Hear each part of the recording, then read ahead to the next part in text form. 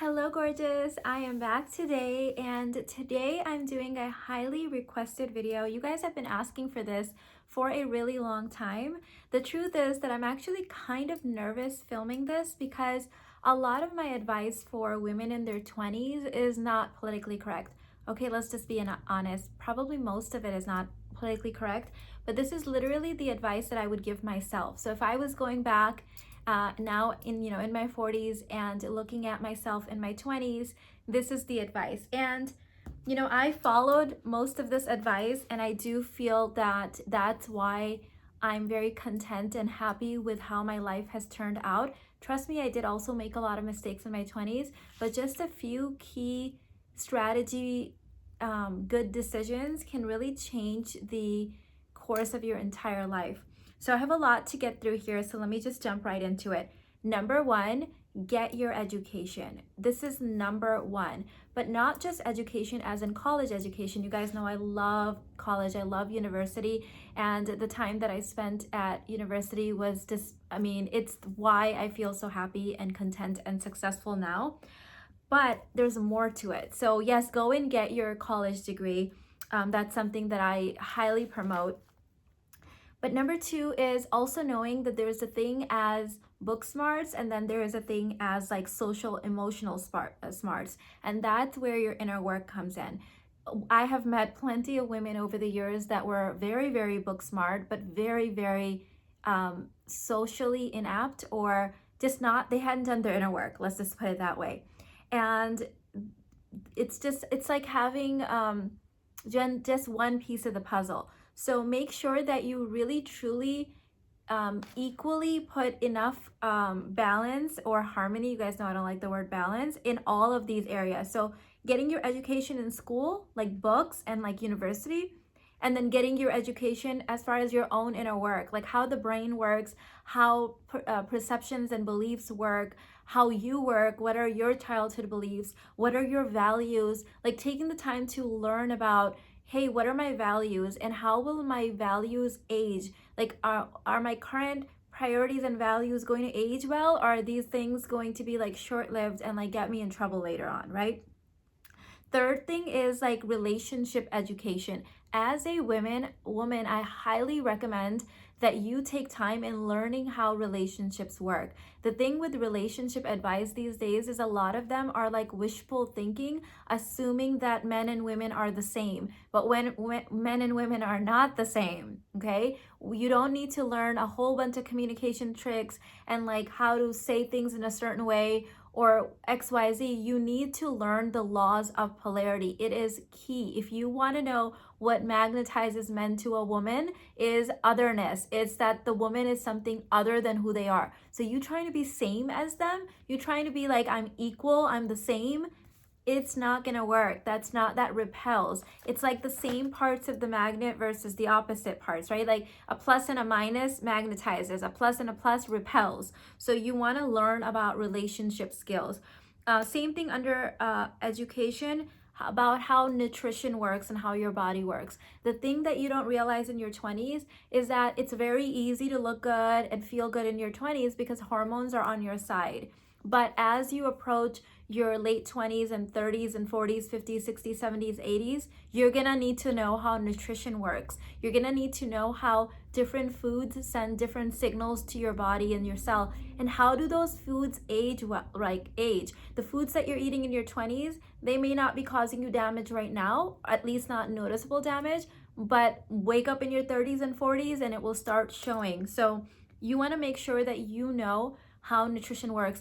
Thank God that I got diagnosed with rheumatoid arthritis in my 20s. Literally saved my life. If I hadn't gotten that diagnosis and I hadn't studied nutrition, I don't think that I would have been aging the way that I'm aging and feeling the way that I'm feeling. I'm feeling more vibrant, alive, younger, healthier, more flexible in my 40s than I did in my 20s pre-rheumatoid arthritis. So that was really a lifesaver. So I really recommend this. I teach all three of my kids are nutrition savvy. We have tons of discussions in my household.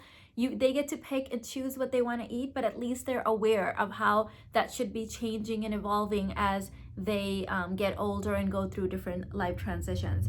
And the last one in this category is money. You need to understand how money works. I know money isn't sexy, like learning finance and stuff.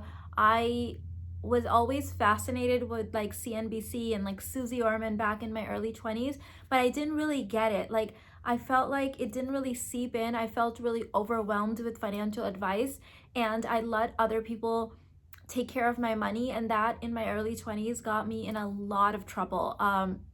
Luckily I was able to like bounce back and make up for it, but avoid that mistake by learning how money works. Take classes, read books, surround yourself with people that are savvy in money, that actually have money, not just things, but money in the bank, like actual wealth. Learn about stocks and investments and real estate. Even if you don't plan on using these things, just learn about them. And watch, we live in an age with so much free information, right? Watch YouTube channels or follow people that know their stuff in finance, okay? Not just flashy, like showing their money. Remember, money spent is not wealth. Money in the bank growing is wealth. So learn financial savviness. And before we move on to number 2 category, I'm going to say one last thing for this whole education category. Do not tell anyone. Don't tell anyone that you know this stuff, okay? Trust me, it will save you a lot of heartache and just a lot of unnecessary nonsense. I was given this advice by a really amazing male family like friend, and unfortunately I did not take it, and I wish I had. So you don't, this advice, this education is for you. Okay, don't tell other people, don't tell other women, don't tell other men, don't tell your aunt and uncle, don't tell anyone. Just learn it and embody it and wear it. You will be so much more fluent in it if you're wearing it, meaning it's embodied, versus if you're spitting it out to other people. Number 2, do not spend a dime when there are men around, okay? If you are in the same room as a man, if you are hanging out with men, if you are dating men, if there are men in your school, if there are men at work, do not pull out your wallet. You are in your 20s. This is your prime. And I would honestly say this goes even later years. I'm going to do a video for 30s and 40s and 50s and beyond as well. But do not spend a dime. If there is a man present, allow him to pay. In fact, I'm going to advise you that if you can get a man to pay for your education, let him pay. If there is a man calling himself your boyfriend or your man or whatever like that, he should be buying you a house, a car, putting money in your bank, paying for your education. Let me tell you a little secret. I am a coach. I work with very high achieving, successful women, and a lot of these women, I would say at least 1/3 of them, do not pay for me. Okay, they don't pay for my services themselves. They either have a brother, a father, or a husband or a boyfriend paying for my services, or they will have their employer pay for it. By the way, side note, a lot of employers now pay for life coaches. I don't know if you knew this, but I found this out a few years ago, and it's been amazing because these are savvy women. Your money is for you. Your money is for your inner work. Your money is for your financial security in the future. Your money is to grow. It's to, if you have a job and a career, save every penny. Let men that are hanging out with you, because the truth is, something that you may not realize in your 20s, that when a man is in your presence, he's growing from being in your presence. He's gaining confidence by simply from being in your presence. This is why, remember in high school, the guys that had the most girls around them were often the most confident. They were, even if they weren't good looking, even if they weren't the best student, they were always the most confident, because that's just how energetically it works. When men hang out with women, even boys hang out with girls, they get more confident. They use that energy to build themselves up. They use that energy to build up their wealth. So you need to be using that to your advantage. Let him pay for your education, your car, whatever. If you are in a relationship where you're having to pay even a dime and you're in your 20s, I'm going to highly advise you to learn about relationship dynamics. Watch some of my other content here on YouTube. Learn how men work. In fact, I want to quickly mention that I'm having this class on February 15th. 2022, and it's going to be forever recorded. So if you're watching this afterwards, you can still take part in this in the Divine Union course, in which I teach you the life cycles of a king provider, how this king provider will look in his teenage years, in his 20s, in his 30s, in his 30s and beyond, and what he's going to be willing to provide and what he won't be willing to provide. This is really important information. So if you are hanging out with men, they are taking your energy and growing from it, and you need to be getting something in return as well. So be smart. In fact, it is selfish of you not to give men the opportunity to invest in you. It is selfish of you. Let them invest in you. Do not tie your worthiness to like, look, I've got my own bank account and I've got this and I can pay for myself. That's not showing your worthiness. That's showing that no one else is paying for you, okay? Your money needs to be in the bank. Like, let's stop flaunting this like useless stuff of like how I can do my own thing, and yeah, everyone knows women is smart. Like, everyone else is like that too, girl. Like, everyone else has a job, everyone else has education. That doesn't help you stand out. In today's society, women going back to their roots, how we've always done it based on our genetic evolutionary history, is like the thing that will help you stand out. Oh my God, a woman that lets me invest in her, like, that's a woman. So give them the opportunity to invest in you. Okay, number 3, date with a plan. Okay, dating is for marriage. Repeat after me. Dating is for marriage. If you are not looking to get married, that is totally okay. I don't think marriage is for everyone. But if you are not looking to get married, then also date with the intention of, I'm just going out to dinner or lunch or whatever with a suitor. He is not your boyfriend. Do not start attaching labels. The thing, I don't have time to get into it here. I've talked about this many times. Maybe I'll link my why you shouldn't have a boyfriend video. But psychologically, women have no history of having boyfriends. We've never done it. No other species does it. So because we have no history of boyfriends, we psychologically, it's very damaging to a woman. That's why after a couple of years, a woman will start pressuring that guy, puts her in a one down position to start marrying her. Trust me, I will save you hundreds of thousands of dollars in therapy and coaching and all types of inner work if you can just avoid the whole trap of attaching a man a label that hasn't claimed you and earned it through marriage, okay? Number 4, stop messing around with men or boys your same age. Your peers, your emotional, psychological, physical peers are about 5 to 6, 7 years older than you, okay? A guy that's the same age as you is about 5 to 6, 7 years younger than you in all aspects, life cycle, psychological age, like a lot of things, okay? Not that there's something wrong with men. No, they just mature at a different lifeline, in a different life cycle. So if you have friends and stuff, that's okay. But if you're really looking to long term, like get married and have children, save yourself a lot of heartache and headache and your future children and grandchildren by just going up in age and marrying someone that is your actual peer. Okay.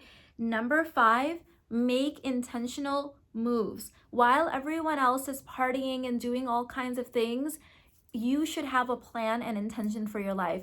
This is going to be a lifesaver. Here's why. For both men and women, they waste their 20s doing all kinds of fun things. Both men and women around the age about 28 get a huge reality check. It's like it just hits them like a ton of bricks. And I'm talking about this in that class on the 15th called The Life Cycle of a King Provider. But when it hits them, they panic and then they start switching gears. Well, what if you have done a whole bunch of damage in your 20s with your credit and with your money and with dating a whole bunch of nonsense guys or having a bunch of kids with a whole bunch of guys? You're gonna be hit with a whole house instead of a ton of bricks, because now not only is it gonna hit you that you need to start getting your life in order, but you've got all these other liabilities and responsibilities that may be working against you, like a whole bunch of debt or things like that, right? I have seen so many people make this mistakes. I have family members that have made this mistake. I've got friends. I've got a ton of clients that have to clean it up. And yes, I do believe it's never too late. You can always fix it. But why set yourself up to a disadvantage, right? I think one of the best things that happened to me is that through a series of events, I call them conspiracy of coincidences, I woke up just a few years before everyone else, and because I was already a mom, a single mom, my marriage had ended.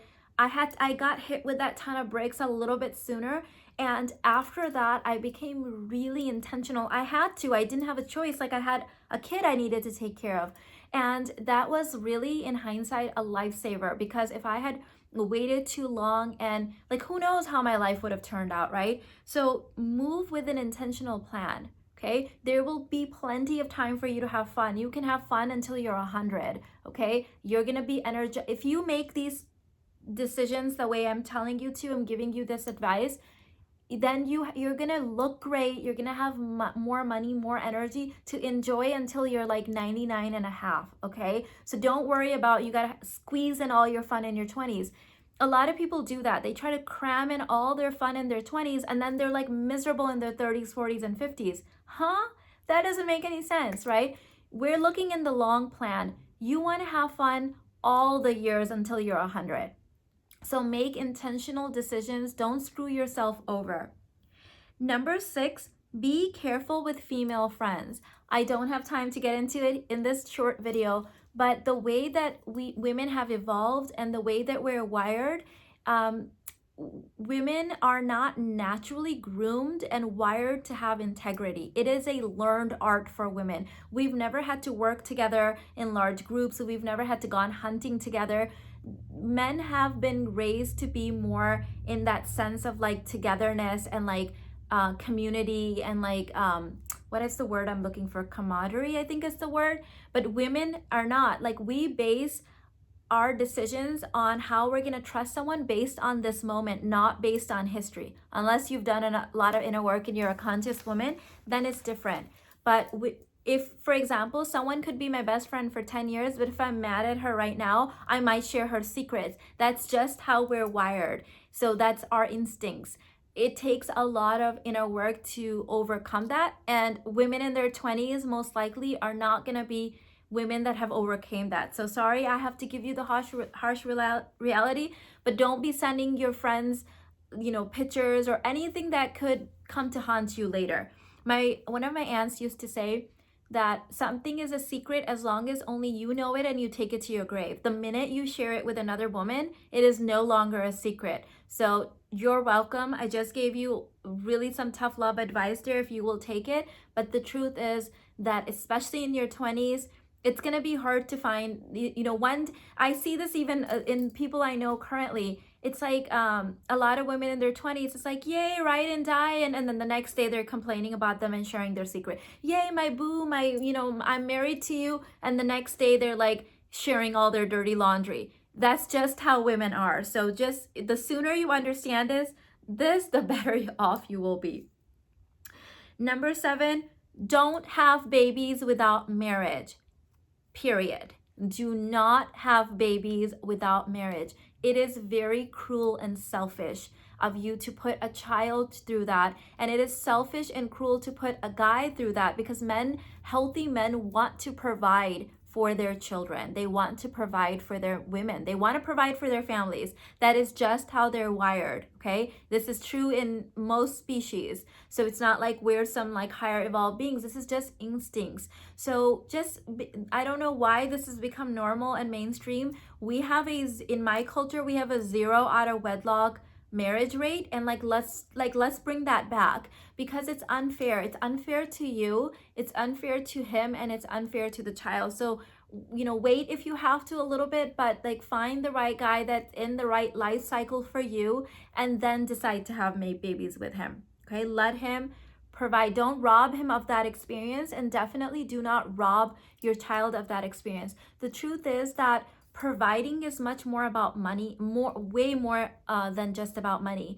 the reason that men need to be able to provide before having their genome going into the future is because that ensures the survival of our species. It assures that only the strongest genes go into the future. So if we're just going to be laying down with any which man, which no other species does, by the way, in every other species, they're required to prove themselves. So if you're just laying down with whatever, you're just messing up with the entire human genome. So trust me, you need to make, like, it is a good sign of how much of a father he's going to be, how much hands-on he's going to be, what kind of advice he's going to give your children, what kind of genome your kids will have, how much, will he be there for your children overnight when they're sick, will he be there at school events, that all of that matters. And a good sign of it is he a provider? Is he ready to provide? Did he set up his lifestyle so that, thinking in his mind that he's going to be providing? To give you an example, I have a 17-year-old in college, and you guys, he spent 3 months mulling over his major. He was like making cons and pros lists and talking to all of his older cousins that had gone through it. And it made me really realize how different it is for a man to choose a major versus a woman. I just chose the first major that stuck out to me. He had to choose between what I really want to do versus how I can provide for my family later. So even as a 17-year-old, he was still thinking, am I going to be able to use this degree to provide for my wife and my kids, right? That's how men think. So just because they're partying with you in your 20s doesn't mean they're not still providing with, in that mentality for their future wife. Okay, they treat women that they party with and women that they wife up and have kids with very differently. So keep that in mind. Okay. Number 8 is do things now that others aren't willing to do. In fact, this is a tip for all ages. I'm going to put this in my video, I think, for all ages. The truth is, there's a lot of things that require investments upfront of time, energy, and money. And they require habit building and routine building that most people are not willing to do. And that's why I do them.